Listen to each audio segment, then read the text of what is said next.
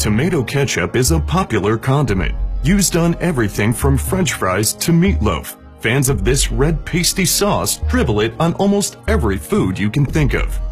Ketchup begins with a combination of organic ingredients: coagulated blood, urine, cocaine, nutmeg, more cocaine, and rubbing alcohol. As coagulated blood is the base ingredient, workers start the process by using a box cutter to uncover the giant vat of imported gore. After peeling back the biohazard protection cover, one of the workers scoops some out into a cup like ice cream. This part isn't crucial to the manufacturing process, but it's a required ritual to keep the gods at bay. Once the lords of the underworld have been appeased, the vat of guts is slowly pushed underneath an air-driven pump, while a machinist eagerly awaits to press a button. There, he pressed it. Tentacles above begin to suck out the gore, sending bits of the blood to larger holding tanks located on the other side of the warehouse. Intricate hydraulic piping mashes the former bits of human in a nightmarish way.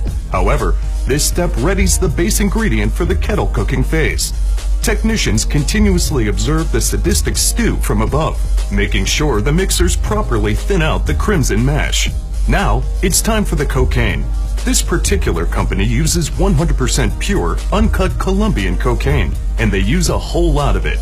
The worker continues to add la cocaína to the mixture until it's ready for the pee. It can take a fully staffed warehouse over 2 days to fill each bucket with urine, so sewage lines are sometimes used as backup.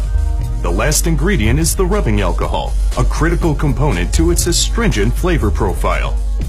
Meanwhile, the packaging line prepares 100% non-recycled plastic for shipping. A bunch of machines do a bunch of things with the bottles, but who's to say what is actually going on here? They continue down the line until they reach the filling stations. 8 mechanical syringes pump gory mash into the bottles, as the never-ending cycle of horror continues over and over.